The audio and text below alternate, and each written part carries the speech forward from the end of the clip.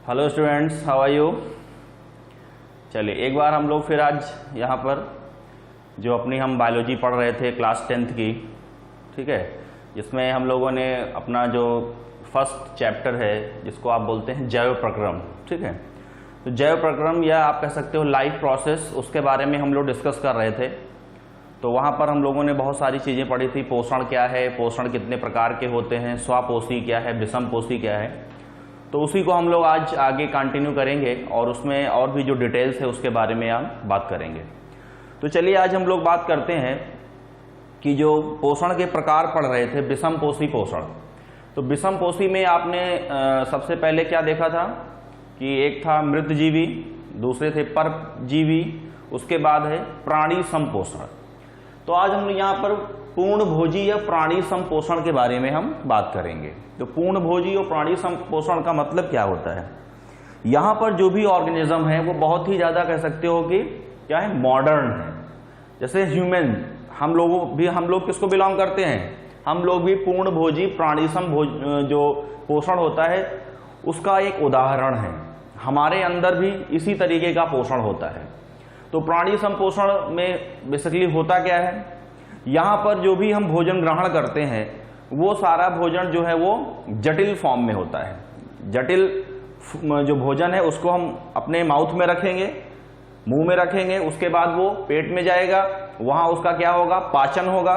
पाचन के बाद वो हमारी छोटी आंत बड़ी आंत में जाएगा, वहाँ उसका अवशोषण होगा, फिर उसका बाद उसका जो है स्वांगीकरण होगा, और सबसे बाद में बहिक्षेपण के बाद जो अनडाइजेस्टेड है, जिसका अवशोषण नहीं हुआ है, वो सारा जो फूड मटेरियल है वो बॉडी से बाहर चला जाएगा। ठीक है, तो ये सिंपल सी प्रोसेस होती है जिसको हम कह सकते हैं पूर्णभोजी या प्राणी सम पोषण।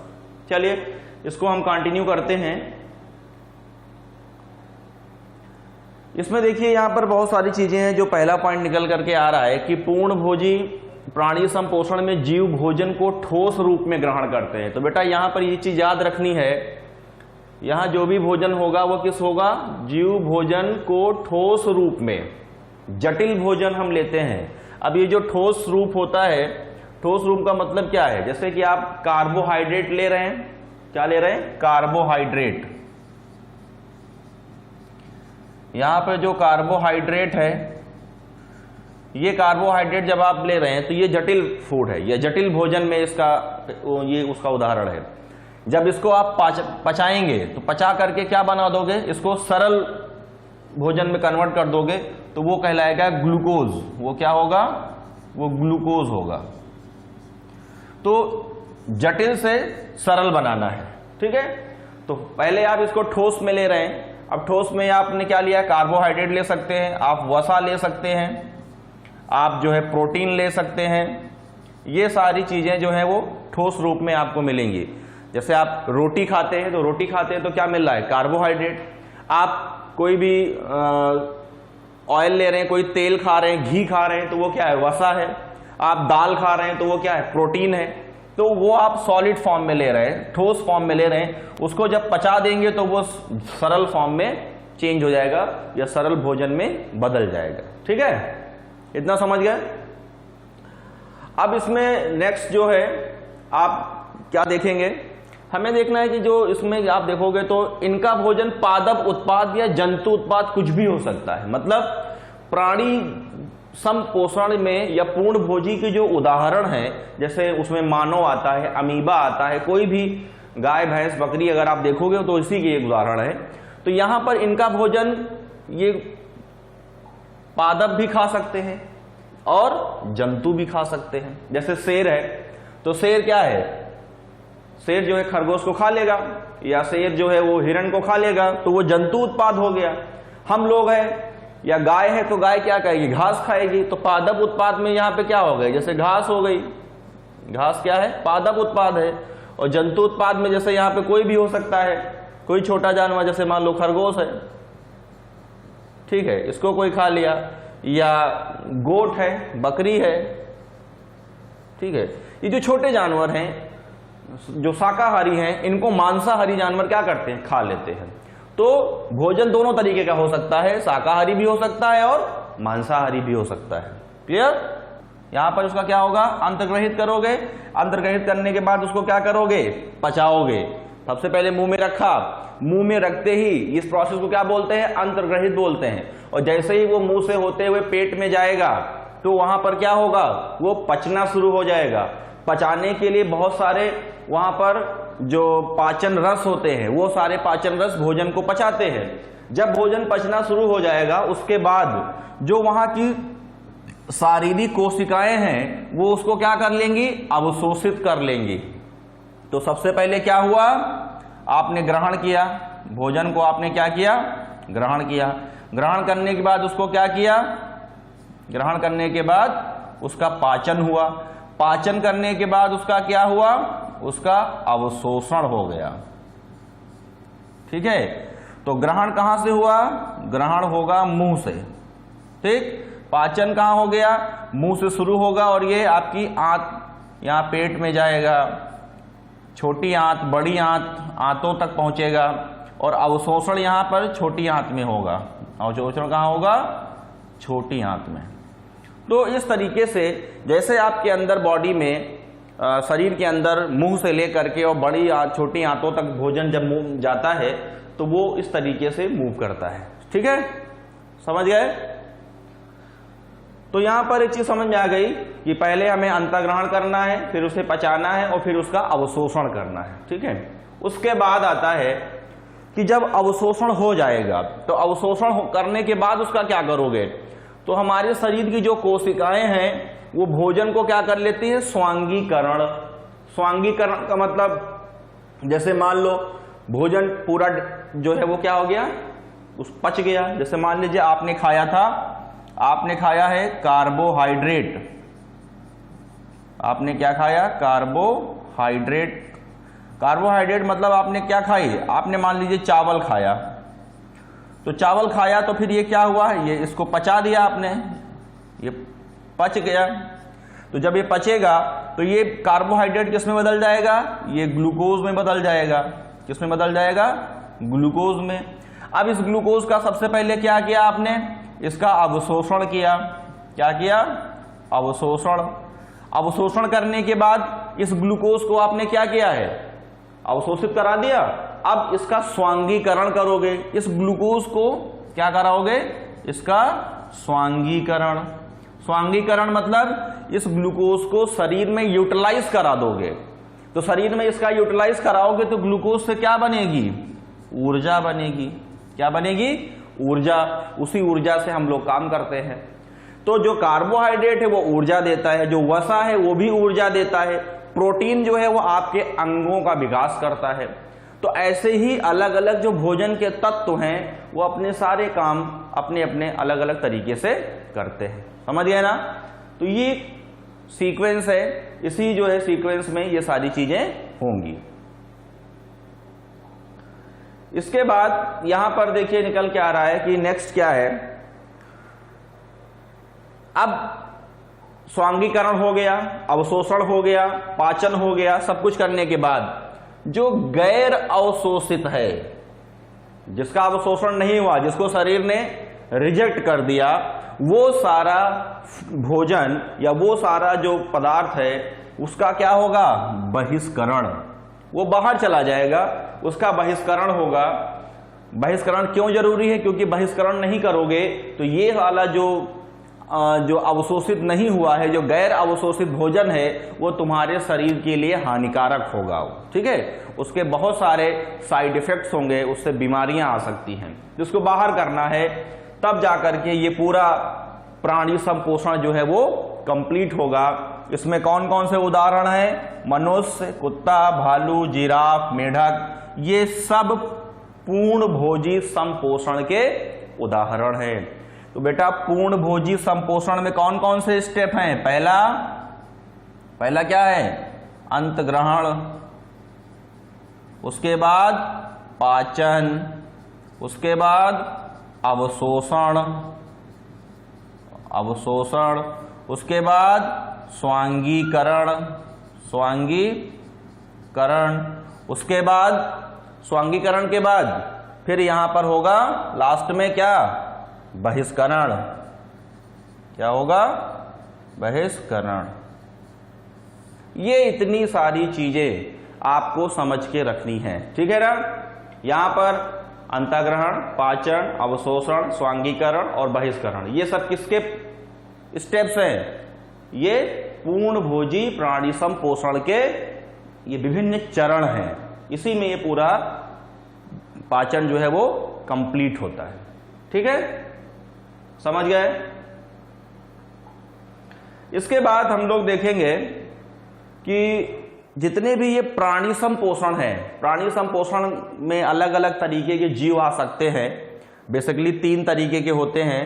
पहला होता है कौन सा? शाकाहारी, दूसरा होता है मांसाहारी और तीसरा होता है सर्वाहारी। ये 3 तरीके के यहाँ पर जो है वो जीव आपको मिलेंगे। ये 3 तरीके के जीव बहुत ही ज़्यादा कह सकते हो कि जरूरी है, क्योंकि ये आपके शरीर के भोजन के हिसाब से काम करते हैं। शाकाहारी जो सब्जियां खाएंगे, हरे पौधे खाएंगे, मांसाहारी जो मांस खाते हैं, और सर्वाहारी जो सब कुछ खाते हैं। तो अलग अलग तरीके के जो जीव जंतु हैं उनको भोजन के हिसाब से अलग अलग क्या किया गया है? विभाजित किया गया है। क्लियर? तो उनका जो विभाजन है वो बहुत जरूरी है, क्योंकि भोजन जैसा होगा वैसा ही विभाजन होता रहेगा। क्लियर? इतना समझ में आ गया? अगर ये समझ में आ गया है तो इसको जो है अब आगे हम लोग कंटिन्यू करेंगे। नेक्स्ट क्या है? ठीक है, शाकाहारी। शाकाहारी में आप समझते हो बेटा, ऐसे जीव जंतु आते हैं जो क्या खाते हैं? हरे पेड़ पौधे खाते हैं, पत्तियां खाते हैं, घास खाते हैं। ऐसे सारे जानवर शाकाहारी जो जीव हैं उनकी कैटेगरी में आएंगे। तो शाकाहारी में कौन कौन से? तो बहुत सिंपल सी चीजें हैं, ये आपको पहले से पता है। देखिए ये इतने सारे जानवर आपको दिखाई दे रहे हैं, ठीक है। यहाँ पर ये क्या है? भेड़ है, ये बकरी है, ये जिराफ है। ये सब क्या मांस खाते हैं? नहीं खाते हैं। ये क्या खाते हैं? घास खाते हैं, हरे पेड़ पौधे खाते हैं, इसलिए इनको क्या कहा गया है? शाकाहारी। ये सभी क्या हैं? ये शाकाहारी जंतुओं के उदाहरण है। समझ गए ना? हम लोग भी शाकाहारी हैं, क्यों नहीं? हम लोग सर्वाहारी हैं, ठीक है। इसके बाद नेक्स्ट आता है मांसाहारी। मांसाहारी बेटा तो जो मांस खाते हैं, शेर है, चीता है, ये यहां पर देखिए पोलर बियर है, ये सब ऐसे जानवर हैं जो मांस खाते हैं, घास नहीं खा सकते। इनका भोजन ही क्या है? मांस है। इनके शरीर की बनावट ही उस तरीके से बनी है, इनके दांत भी उसी तरीके से बने हैं कि मांस को ये फाड़ सकें, उसे खा सकें, उसे पचा सकें। अगर कोई बकरी मांस खाएगी तो वो उसे पचा नहीं पाएगी, और घास अगर शेर खाएगा तो पचा नहीं पाएगा। तो जैसा जिसका भोजन होता है उसी हिसाब से उसके शरीर के अंदर पाचन रस बनते हैं और वो उसी तरीके से भोजन को पचाते हैं, ठीक है। इसके बाद सर्वाहारी। सर्वाहारी वो होते हैं जो सब कुछ खाते हैं। सर्वाहारी क्या है? जो सब कुछ खा लेते हैं। वो घास फूस भी खाते हैं और जरूरत पड़ने पर मांस भी खाते हैं, रोटी भी खाते हैं, चावल भी खाते हैं, सब कुछ खाते हैं। तो भैया बिल्ली है, कुत्ता है, भालू है, और खुद हम भी सर्वाहारी को बिलोंग करते हैं। हम लोग हर तरीके का फूड खाते हैं, इसीलिए हमारे शरीर में, हमारे मुंह में 4 तरीके के दांत हैं। कौन कौन से? काटने वाले, फाड़ने वाले, चबाने वाले, इस तरीके के सारे दांत हैं, ठीक है। इंसीजर, कैनाइन, प्रीमोलर, मोलर, हर तरीके के दांत क्यों हैं? क्योंकि हम हर तरीके का भोजन खाते हैं। हम लोग हर तरीके के भोजन को पचा सकते हैं, ठीक है। साग सब्जी भी खा लेते हैं, दूध भी पी लेते हैं, मांस भी खा लेते हैं, इसलिए हम लोग क्या हैं? सर्वाहारी हैं, ठीक है। हर तरीके का भोजन हम कर लेते हैं, इसलिए हम सर्वाहारी हो गए, ठीक है बेटा। समझ में आ गया ना? आगे कंटिन्यू करें। देखिए अब इसके बाद जो मेन है कंडीशन, एक चीज आती है सहजीवन। सहजीवन भी एक तरीके का पोषण होता है। सहजीवन में क्या है कि 2 अलग अलग जीव एक साथ रहते हैं और एक दूसरे के लिए लाभदायक होते हैं। हम आपको पढ़ा रहे हैं, आप पढ़ रहे हैं, आप हमारे लिए लाभदायक है, हम आपके लिए लाभदायक हैं। तो ये जो रिलेशन है वो क्या है? वो सहजीवन है, साथ साथ जीना। इसमें एक उदाहरण हम आपको दे रहे हैं, ये यहां पर लाइकेन, ये यहां पर एक उदाहरण है लाइकेन। लाइकेन को बनाने के लिए दो चीजें चाहिए होती हैं, कवक और शैवाल। ये कवक और शैवाल एक साथ रहते हैं। शैवाल इसको क्या देता है? भोजन। शैवाल इसको क्या देता है? भोजन। और ये इसको क्या रखता है? रहने का स्थान देता है, रहने की जगह। दोनों एक दूसरे के लिए फायदेमंद है, इसके बिना ये नहीं रह सकता। और ये दोनों जब मिलते हैं तो उससे एक नया जीवन बनता है जिसको लाइकेन बोलते हैं। ये लाइकेन की तस्वीर है। लाइकेन कह सकते हो जब दुनिया में जब लाइफ आई थी, जब दुनिया में जीव बन रहे थे, पेड़ पौधे बन रहे थे, तो सबसे पहले यहां पर लाइकेन बने थे। ये क्या करते हैं? ये प्रदूषण का इंडिकेटर होते हैं। अगर कहीं पर बहुत ज्यादा प्रदूषण है तो वहां पर लाइकेन ग्रो नहीं करेगा, ठीक है। तो आज कह सकते हो कि लाइकेन जो होते हैं वो इंडिकेटर होते हैं पॉल्यूशंस का। और लाइकेन बनते कैसे हैं? जब कवक और शैवाल एक साथ मिलकर रहते हैं तो उससे लाइकेन बनता है। तो लाइकेन किसका उदाहरण है? सहजीवन का। तो सहजीवन में आप देखिए ना, यहां पारस्परिक लाभजनक आंतरिक साझेदारी होती है। और ये जो सहभागिता है इसी को हम लोग बोलते हैं, चाहे वो पौधों के बीच में हो चाहे जंतुओं के बीच में हो, ऐसे संबंध को ही हम सहजीवन बोलते हैं। साथ साथ रहना, साथ साथ जीवन जीने की प्रक्रिया को हम क्या बोलते हैं? सहजीवन, ठीक है। तो ये हो गया आपका सहजीवन का उदाहरण। तो सहजीवन के उदाहरण में यहां पर देखेंगे तो क्या मिलेगा आपको? यहां पर अच्छा उदाहरण इसका क्या है? लाइकेन है, जिसमें क्या क्या आता है? शैवाल मतलब एल्गी और कवक, कवक मतलब फंजाई। जब ये साथ मिलते हैं तो कल्याणकारक सहजीविता होती है, एक दूसरे को सपोर्ट करते हैं, एक दूसरे के लिए लाभदायक होते हैं। और ऐसी जो संरचना बनती है उसको कहते हैं लाइकेन, और वो एक तरीके का सहजीवन पोषण का उदाहरण है, ठीक है बेटा। चलिए आगे अब देखते हैं। अब यहां पर स्वपोषी और विषमपोषी जो आप पूरी तरीके से पढ़ चुके हैं, आपको अच्छे से समझ में आ गया। स्वपोषी जो अपना भोजन खुद बनाते हैं, विषमपोषी जो दूसरों पर आधारित है। तो इनका अंतर क्या है? इनके बीच में डिफरेंस क्या है? यहां आप देखते हो स्वपोषी और विषमपोषी में दो चीजें निकल के आ रही हैं। यहां पर एक पौधा दिया हुआ है, ये हरा पौधा है। भाई सीधी सी बात है, हरा पौधा क्या करता है? सूरज से रोशनी लेता है, पत्तियों के अंदर क्लोरोफिल होता है, कार्बन डाइऑक्साइड को लेता है, नीचे से जल को लेता है और अपना भोजन खुद बनाता है। अपना भोजन खुद बनाएगा। इसका भोजन ये खुद बनाएगा, किसी पर ये आधारित नहीं है, किसी का इंतजार नहीं करता कि कोई आएगा हमें भोजन देगा। खुद अपना भोजन बनाते हैं।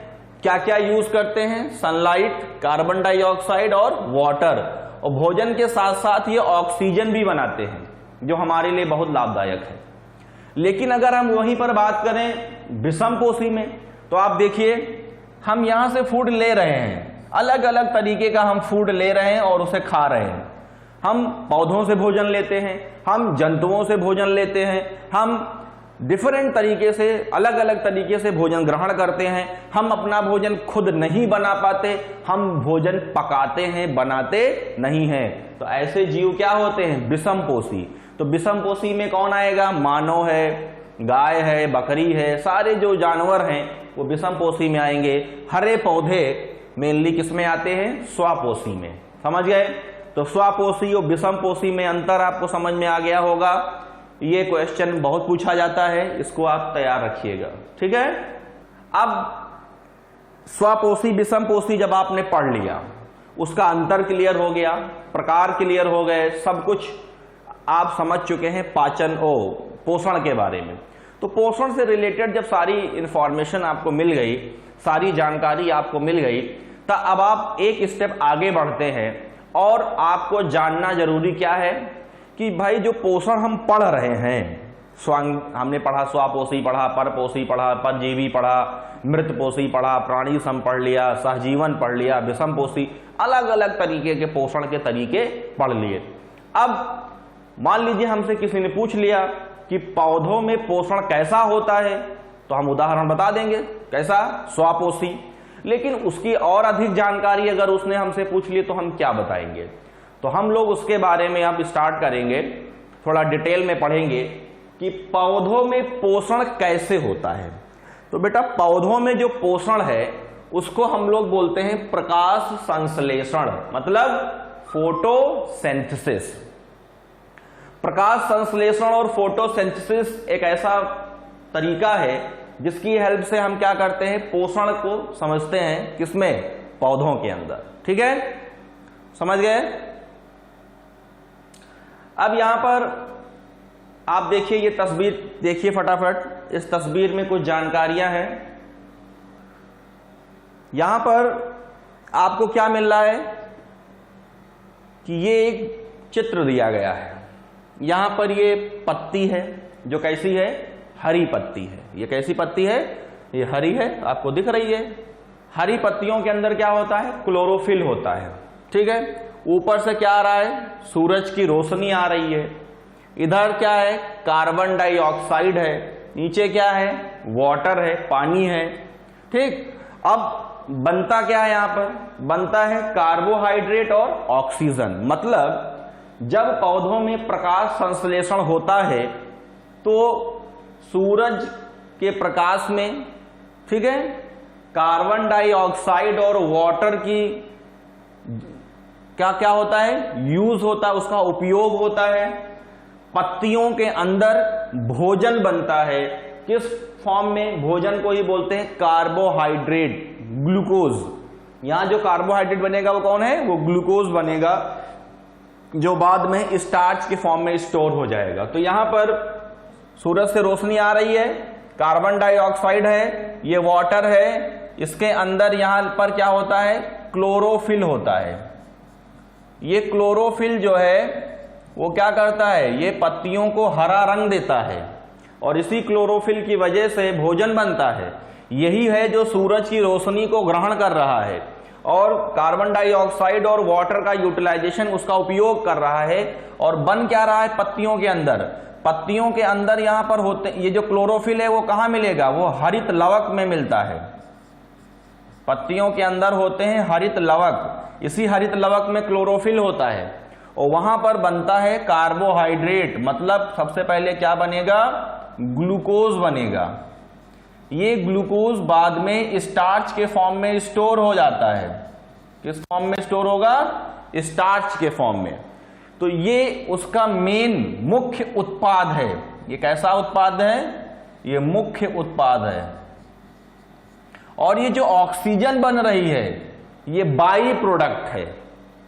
ठीक है, ये मुख्य उत्पाद नहीं है, ये भी एक तरीके का उत्पाद है लेकिन ये मुख्य नहीं है, ये साधारण, ये बाई प्रोडक्ट के फॉर्म में बनेगा। तो ये प्रकाश संश्लेषण होता है। सूरज के प्रकाश की उपस्थिति में कार्बन डाइऑक्साइड और पानी का यूटिलाइजेशन होता है। पत्तियों के अंदर जो हरित लवक होते हैं वहां जो क्लोरोफिल होता है वो सूरज की रोशनी को ग्रहण करता है और इन दोनों चीजों को यूज करके मुख्य उत्पाद ग्लूकोज बनाएगा, जो बाद में स्टार्च में कन्वर्ट होकर के स्टोर हो जाएगा, जमा हो जाएगा। और दूसरी तरफ जो उत्पाद बनेगा उसको हम बोलेंगे ऑक्सीजन। ऑक्सीजन तो आपको पता है, बिना ऑक्सीजन के तो इस पृथ्वी पर कुछ होने वाला नहीं है। ऑक्सीजन हमारी जिंदगी के लिए बहुत जरूरी है। तो ये इतनी सारी जो जानकारी है आपको यहां पर मिल रही है। अब देखिए यहां जो नीचे परिभाषा लिखी है, परिभाषा की बात करें अगर हम, तो इसके बारे में कहा होता है कि बहुत प्राचीन काल से यह ज्ञात है।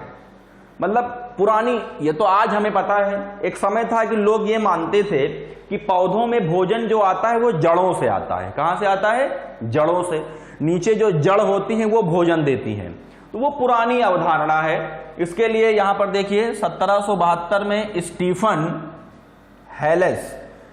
हेलेस ने बताया कि पौधों की पत्तियां वायु से भोजन ग्रहण करती हैं। जो पुरानी अवधारणा थी कि पौधों को पोषण कहां से मिलता है, जड़ों से, वो खत्म करके स्टीफन ने क्या बताया कि पत्तियों को भोजन वायु से मिलता है।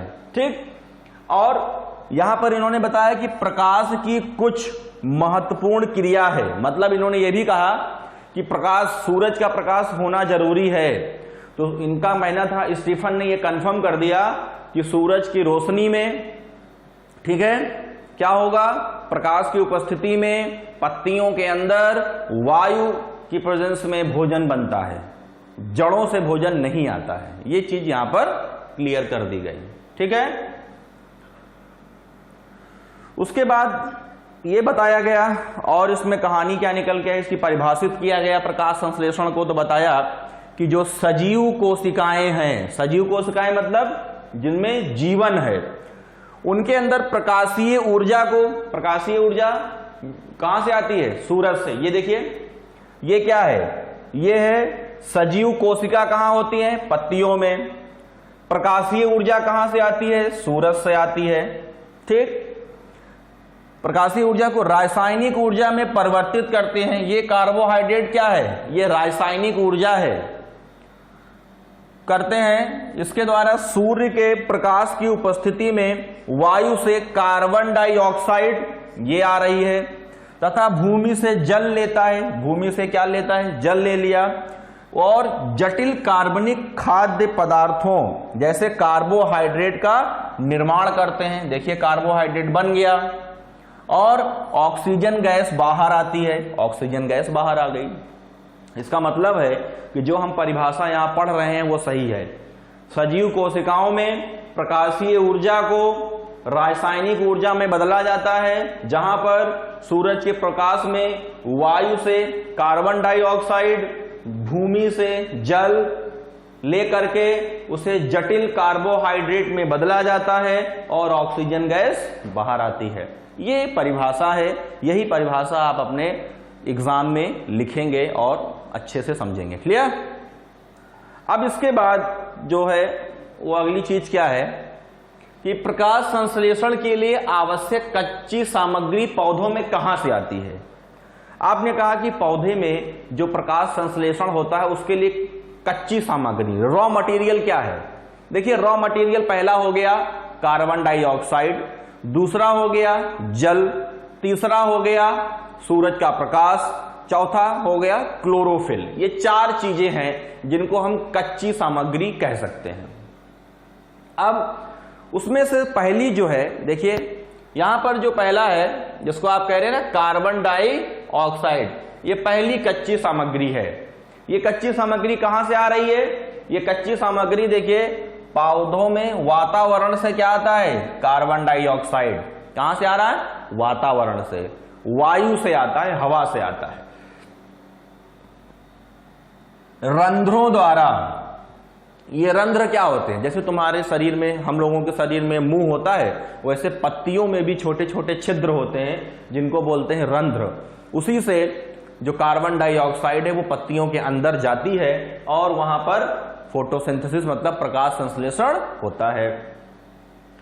ये जो दूसरा है जल, जल कहां से आता है, जड़ों द्वारा आता है, अवशोषण किया जाता है मृदा से, जमीन से, मिट्टी से, भूमि से जल ऊपर की तरफ जाता है। किसकी हेल्प से, किसकी मदद से जाता है, जड़ों की मदद से। तो कार्बन डाइऑक्साइड कहां से आएगी, हवा से आएगी, वातावरण से आएगी। जल कहां से जाएगा, भूमि से जाएगा, ठीक। क्लोरोफिल, क्लोरोफिल पत्तियों में होता है। जो आप यहां देखते हो ना, ये मान लीजिए ये पत्ती है, ये लीफ है, तो इसके अंदर, लीफ के अंदर क्या होते हैं, हरित लवक, क्या होते हैं, हरित लवक। लीफ के अंदर जो कोशिकाएं हैं, लीफ के अंदर जो कोशिका है उसके अंदर हरित लवक, और हरित लवक के अंदर क्या है, क्लोरोफिल है। हरित लवक के अंदर क्या है, क्लोरोफिल।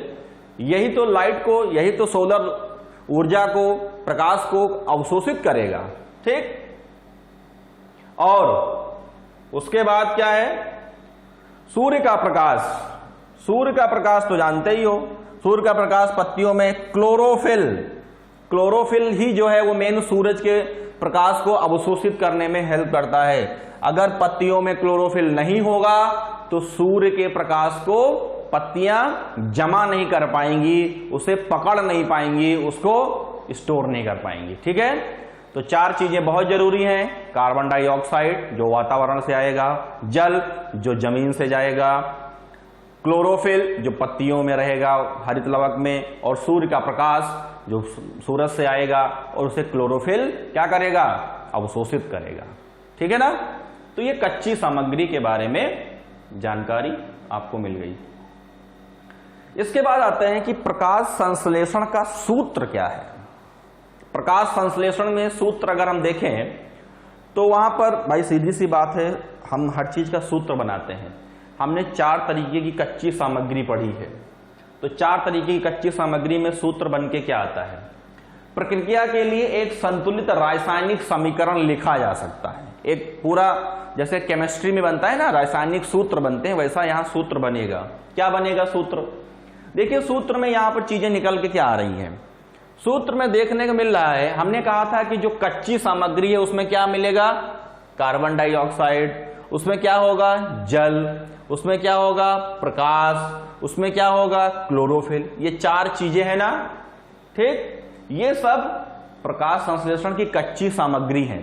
कच्ची सामग्री यूज होती है, पत्तियों में बनती है क्या, पक्की सामग्री क्या बनेगी, ग्लूकोज बनेगा, ऑक्सीजन बनेगा, बचा हुआ पानी निकल आएगा, क्लोरोफिल फ्री हो जाएगा। यहां क्लोरोफिल जो यूज हुआ था उसने अपना काम किया और उसके बाद में वो हट गया। तो ये पूरा एक रासायनिक सूत्र बन जाता है। आपको ये रासायनिक सूत्र याद रखना है। कैसे याद रखेंगे, यहां ऐसे लिखोगे 6CO2, क्या लिखोगे, 6CO2, यहां पर 12H2O, ये बैलेंस जो है रिएक्शन क्या है, 6CO2 12H2O, एरो बनाओगे, एरो के ऊपर सनलाइट, नीचे क्लोरोफिल, बनेगा क्या, C6H12O6, इसको बोलते हैं ग्लूकोज। क्या बोलेंगे, ग्लूकोज, इसको ग्लूकोज कह सकते हो, यही तो भोजन है, ग्लूकोज बनेगा। और ऑक्सीजन फ्री होगी, कितनी, 6O2, और बचा हुआ जो वाटर है वो निकल आएगा 6H2O। तो जो ऊपर वाली रिएक्शन है वही तो लिखा है ये। तो ये रासायनिक सूत्र आपको याद होना चाहिए। क्या याद होना चाहिए, रासायनिक सूत्र। रासायनिक सूत्र में 6CO2 12H2O, मतलब 6 मॉलिक्यूल किसके, कार्बन डाइऑक्साइड के, 12 मॉलिक्यूल किसके, पानी के, प्रकाश की उपस्थिति, क्लोरोफिल की उपस्थिति, बनेगा क्या, बनेगा ग्लूकोज, 6 मॉलिक्यूल बनेंगे ऑक्सीजन के, 6 मॉलिक्यूल और बनेंगे जल के, और क्लोरोफिल रिलीज हो जाएगा। तो ये बैलेंस सूत्र है, रासायनिक सूत्र है प्रकाश संश्लेषण का, जो बहुत ही इंपॉर्टेंट है आपके लिए। अच्छे से इसको याद रखिएगा कैसे हम लिखते हैं रासायनिक सूत्र। ठीक है ना। अब इसके बाद, अब जैसे सपोज दैट आपको ये तो पता है कि पौधों में प्रकाश संश्लेषण होता है, पौधों में फोटोसिंथेसिस होती है, लेकिन कोई पूछ लेगा कि पौधों में फोटोसिंथेसिस कहां होती है, तो क्या जवाब दोगे? अब तुम तो कह दोगे पत्तियों में होती है। फिर उसने कहा पत्तियों में कहां होती है, तो थोड़ा क्लियर होना चाहिए कि कहां पर हो रही है। तो हम यहां पे पढ़ेंगे कि जो प्रकाश संश्लेषण है वो होता कहां पर है। देखिए प्रकाश संश्लेषण के लिए यहां पर एक चित्र दिखाया गया है। इस चित्र में बहुत ही जानकारी आपको मिल रही है। क्या है, देखिए ध्यान से, देखो ये पत्ती है, पत्ती में ये उसका मध्य सिरा होता है, ये उसके पर्ण हैं, और ये उसका सिरा है। जब आप पत्ती को काटोगे, जब उसका सेक्शन काटोगे, जब हम प्रैक्टिकल करते हैं तो प्रैक्टिकल में पत्ती की संरचना को हम कट करते हैं और माइक्रोस्कोप में देखते हैं। तो जब उसकी संरचना को आप काटोगे और काट करके देखोगे तो बेटा आपको क्या मिलेगा, देखिए तब आपको कुछ चित्र मिलेंगे जिसमें आपको दिखेगा कि पत्तियों के अंदर यहाँ पे कोशिकाएं हैं। क्या है, कोशिकाएं हैं। एक कोशिका ये है, दूसरी कोशिका ये है, बहुत सारी कोशिकाएं हैं। ऐसे ही यहां पर कोशिकाएं आपको मिलेंगे, ये सब कोशिकाएं हैं, ये सब कोशिकाएं हैं। ठीक, ये ऊपर की परत है या नीचे की परत है, बीच में एक पूरी कोशिकाएं हैं। अब यहां पर इन्होंने कहा कि ये क्यूटिकल होता है। क्यूटिकल एक लेयर होती है पत्तियों में जो बिल्कुल मोम की तरह होती है, वो पानी को बचाती है। ठीक है, ताकि ज्यादा जो जल है वो ज्यादा उसका नुकसान ना हो। उसके बाद ये ऊपरी त्वचा है, जैसे तुम्हारी स्किन में ऊपरी त्वचा है, ये निचली त्वचा है। ठीक, ऊपरी त्वचा, निचली त्वचा है। बीच में यहां पर क्या है, कोशिकाएं हैं। वो कोशिकाओं के अंदर होता है हरित लवक। कोशिकाओं के अंदर क्या है, हरित लवक। कई सारे हरित लवक एक कोशिका के अंदर हो सकते हैं। दो कोशिकाओं के बीच में जो खाली जगह होती है उसको बोलते हैं वायु कोश। इसमें हवा भरी होती है, यहां हवा और जल भरा हो सकता है। और ये जो यहां दिख रहा है, ये जो ओपनिंग दिख रही है, इसको बोलते हैं द्वार कोशिका। स्टोमेटा है ये रंध्र होते हैं। क्या होते हैं? रंध्र। यहीं से जल बाहर जाता है, यहीं से कार्बन डाइऑक्साइड अंदर आती है, ठीक है, ऑक्सीजन बाहर जाती है। तो ये कह सकते हो पत्तियों का मुंह है ये रंध्र होते हैं, छोटे छोटे छिद्र होते हैं। तो भाई पत्तियों के अंदर हमें क्या यहां से देखना बहुत जरूरी है। पत्तियों के अंदर हमें पता चला कि वहां हरित लवक होता है और वहां पर ये रंध्र होते हैं। रंध्र से क्या अंदर जाएगा? Carbon dioxide. बाहर क्या आएगा? जल। और प्रकाश संश्लेषण कहां होता है? हरित लवक में होता है। यही मुख्य है हरित लवक। तो पत्तियों के अंदर हरित लवक है, उसी हरित लवक में होता है प्रकाश संश्लेषण। समझ गए? आगे बढ़े, देखिए यहां पर देखिए लिखा हुआ है कि प्रकाश संश्लेषण मुख्य रूप से पत्तियों में होता है और ना के बराबर तने में होता है। मतलब अगर पत्तियों में तो होना ही होना है, लेकिन अगर तना अगर मान लो हरा है, अभी नया कोई पौधा है, उसमें जो तना होता है वो भी हरा होता है, तो वहां पर भी अगर हरा है तो फोटोसिंथेसिस प्रकाश संश्लेषण वहां पर भी होगा। तो पौधे का जितना भी हरा भाग है वहां पर प्रकाश संश्लेषण होता है, फोटोसिंथेसिस होती है। ठीक, यहां पर क्या बताया गया है कि प्रकाश संश्लेषण क्लोरोप्लास्ट, ये हरित लवक को ही बोलते हैं क्लोरोप्लास्ट। क्लोरोप्लास्ट क्या है? हरित लवक में होता है। इसमें क्लोरोफिल मौजूद होता है। क्लोरोफिल तो हम कई बार बता चुके। इसी प्रकाश हरित लवक के अंदर यहां पर क्लोरोफिल होगा, इसके अंदर यहां क्लोरोफिल भरा होगा, इसी के अंदर यहां पर क्या होगा? क्लोरोफिल भरा होगा। क्लोरोफिल क्या करता है? सूर्य के प्रकाश से ऊर्जा लेता है, उसका अवशोषण करता है। स्टोमेटा नामक छोटे छिद्र, स्टोमेटा ये जो यहां छिद्र थे जिसको आपने क्या कहा था? रंध्र, इसी को बोलते हैं स्टोमेटा। नाम है, इस नाम से भी जाना जाता है स्टोमेटा, ठीक है, इंग्लिश नाम है ये। हिंदी में क्या कहेंगे? रंध्र। छोटे छिद्र होते हैं ये पौधों में कार्बन डाइऑक्साइड के प्रवेश के लिए। यहीं से क्या अंदर जाता है? कार्बन डाइऑक्साइड अंदर जाती है और ऑक्सीजन के निकलने का मार्ग है। CO2 अंदर जाएगी और बाहर क्या आएगा? बाहर आएगा ऑक्सीजन, बाहर आएगा जल। ये समझे? तो दो चीजें यहां पे क्लियर हो गई। हरित लवक क्लोरोप्लास्ट, रंध्र स्टोमेटा, और हरित लवक में क्या है? क्लोरोफिल। इसके बाद क्या है? रंध्र क्या है? थोड़ा डिटेल बता देते हैं इसके बारे में। जो छोटा छिद्र है इसको अंग्रेजी में बोलते हैं स्टोमेटा। क्या बोलते हैं? स्टोमेटा। समझे बेटा?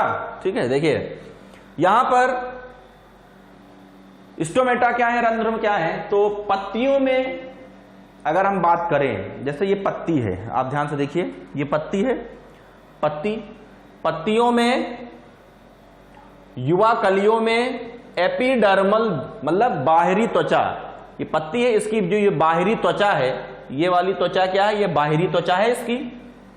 परत में सूक्ष्म रंध्र, छोटे छोटे छिद्र, यहां पर छोटे छोटे छिद्र होते हैं जिसे कहा जाता है रंध्र, जिसे कहा जाता है स्टोमेटा। ये छोटा सा छिद्र, इसको बड़ा करके देखें तो ऐसे आपको दिखाई देगा।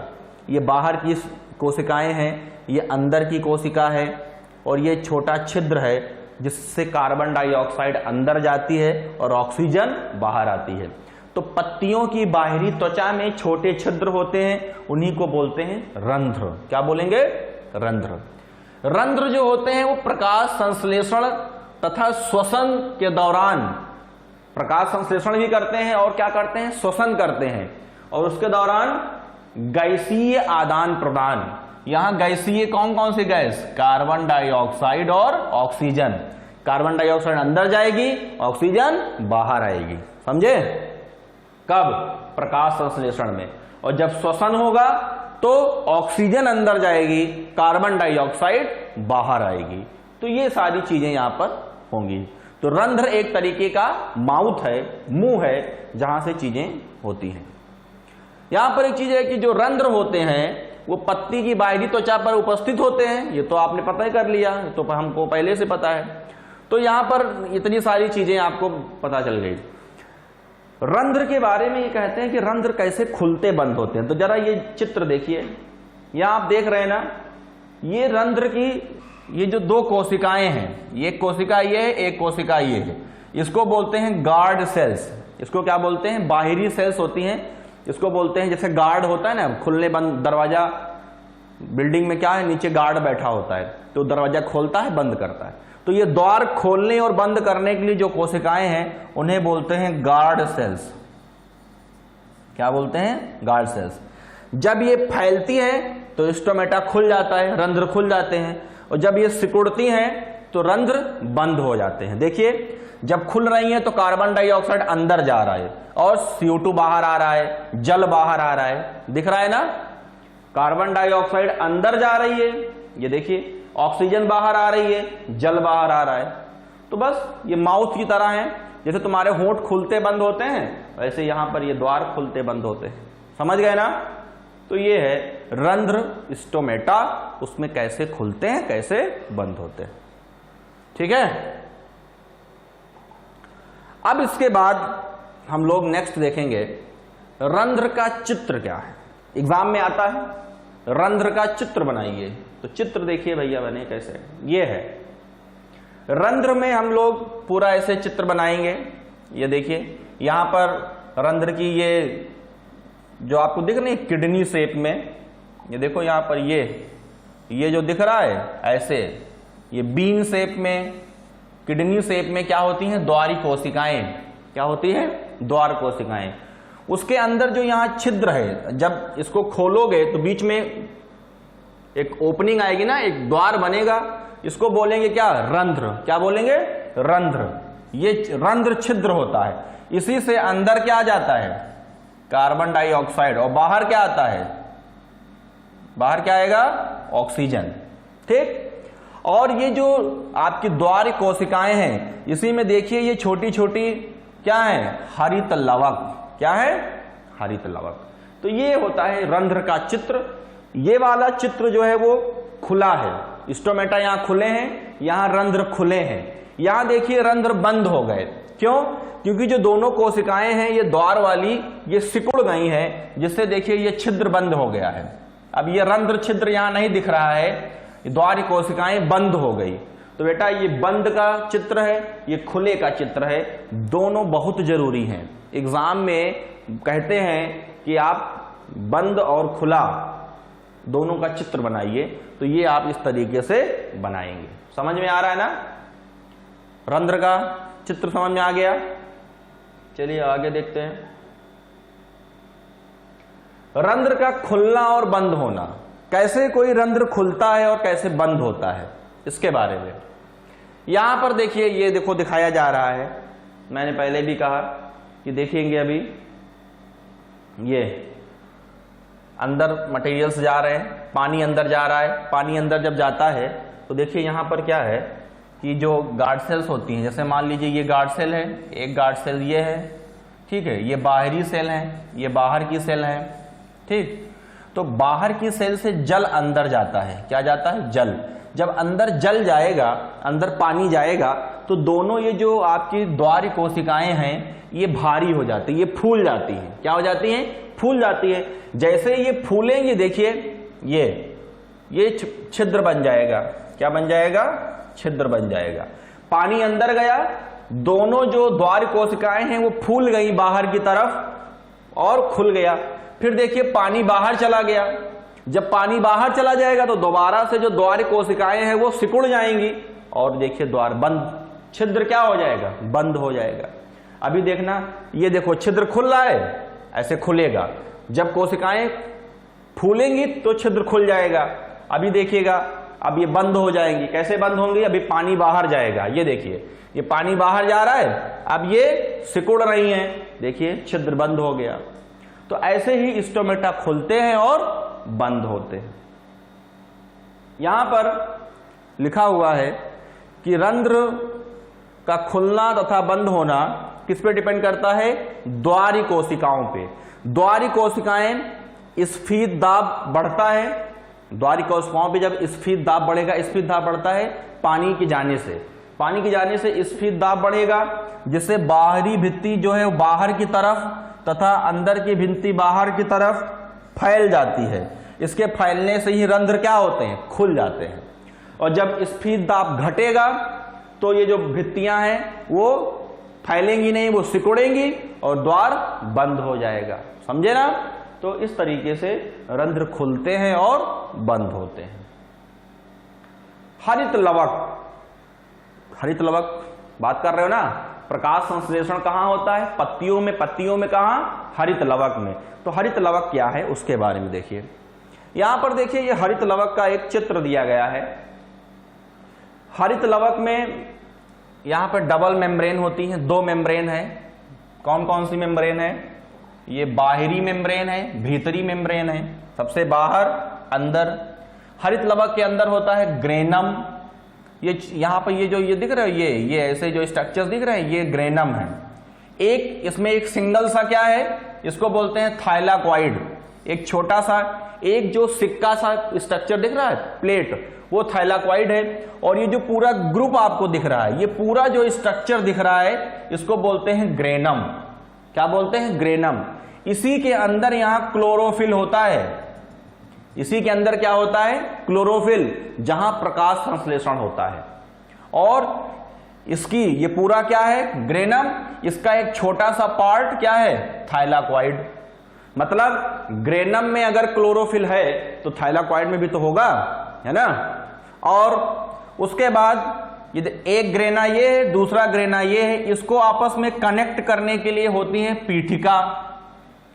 ये एक ऐसी संरचना होता है, पीठिका पटलिका। ये तो ये जोड़ देती हैं, दो ग्रेना को आपस में जोड़ देती हैं। और उसके अलावा तो ग्रेना हो गया, थाइलाकॉइड हो गया, ये आपकी पीठिका हो गई, ठीक है। इतनी सारी चीजें यहां पर रहती है। उसके बाद में ये जो खाली जगह आपको दिख रही है, ये खाली स्पेस जो है, इसको बोलते हैं स्ट्रोमा। क्या बोलते हैं? स्ट्रोमा। स्ट्रोमा मतलब यहां पर जो पीठिका से आप उसको कनेक्ट कर सकते हैं, पटलिका के बीच में जो गैप है उसको पीठिका बोलते हैं।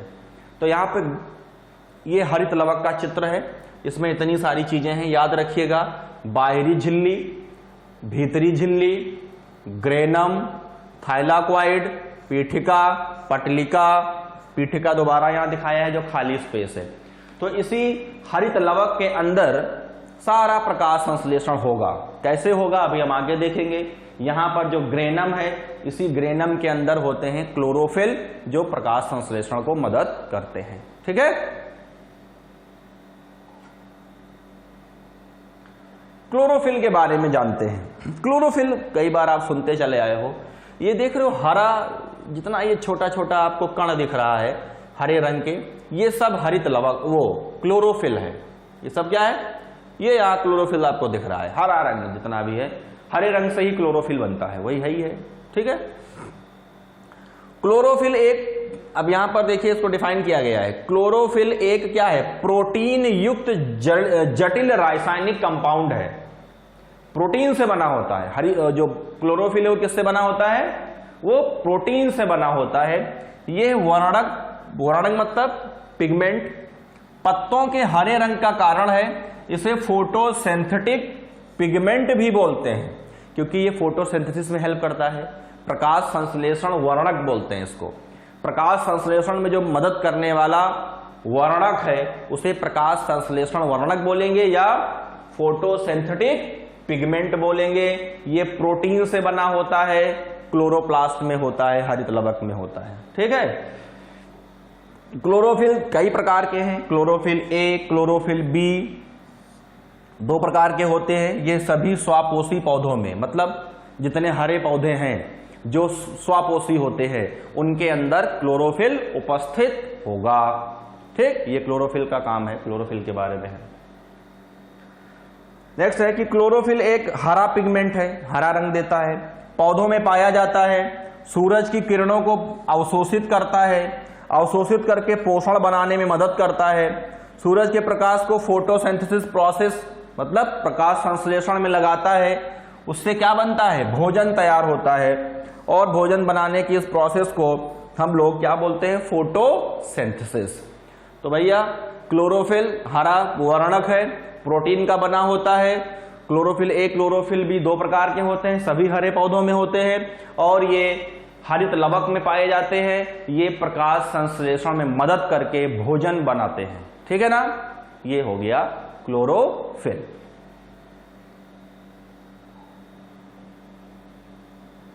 यहां पर एक चीज और भी दिख रही है कि यह प्रकाश संश्लेषण का मुख्य वर्णक है। क्लोरोफिल के अणु सूर्य से प्रकाश अवशोषित करते हैं। सूर्य का सारा प्रकाश पत्तियों में अवशोषित कौन कराता है, क्लोरोफिल कराता है।